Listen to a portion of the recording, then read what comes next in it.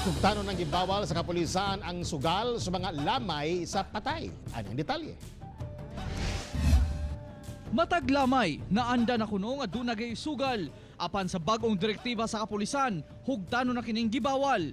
Kining usa ka punerarya sa Turil, Davao City, dili gayud malikayan nga dunay magpasugal sa haya pero dili na kini nila himuon kay usahay kuno mo pa hinungdan sa kagubot. Actually sa una nagpa-naayon na pero sa mukan magbi so amo nang ginakuan po kami na po nagaprevent nga dili na magpasugal. Bisan sa probinsya nga dili gayud malikayan ang sugal sa lamay, gidili na usab kini sa otoridad. Busa, dunas lay panawagan. Pero alinsunod po sa direktiba ng ating Chief PNP, kailangan ho natin itong ipatupad, kailangan ho natin itong i-implement para na rin po sa kaayusan at kapayapaan ho ng ating mga kababayan. Ang maong kamanduan subay sa no-take policy sa otoridad nga gidili na ang tanang sugal apil niini sa lamay. Kini aron malikay na usab sa pagpangilkil ang pipila ka pulis nga pasaway.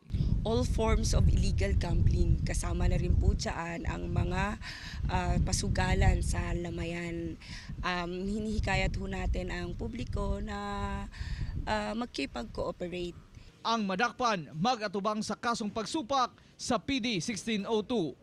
Kauban si Major Awing sa kamera, ako si Real Soroche para sa One Mindanao.